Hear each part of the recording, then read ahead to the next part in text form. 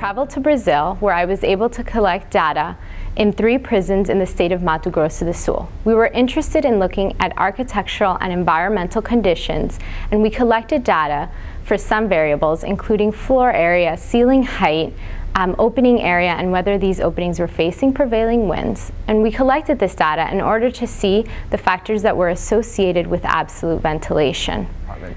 This past summer, I spent my summer internship in Taiyuan, China at the Shanxi Medical University in conjunction with Dr. Zhang Yaowei at Yale University, and I was looking at indoor air pollution readings in households.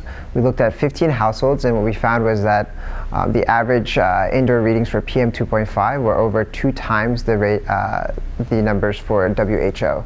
My independent project is to investigate the link between PV proteins and shift work in the breast tumorigenesis. So these findings are important because they will lay the groundwork for future research as well. So we were looking at not only the PM 2.5 levels, but also we did an X-ray fluorescence analysis and looked at elements within the filters that captured particulate matter. So I myself, we start on a Danish prospective cohort where there's like over 10,000 shift workers.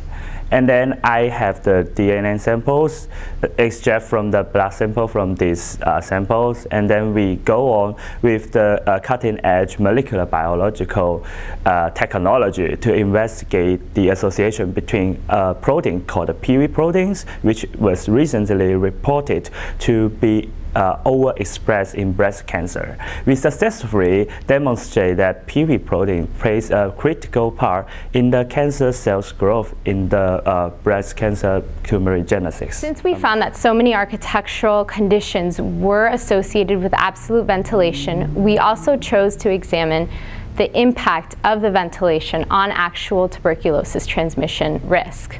And we found that across all the prisons, the risk of TB transmission was very high.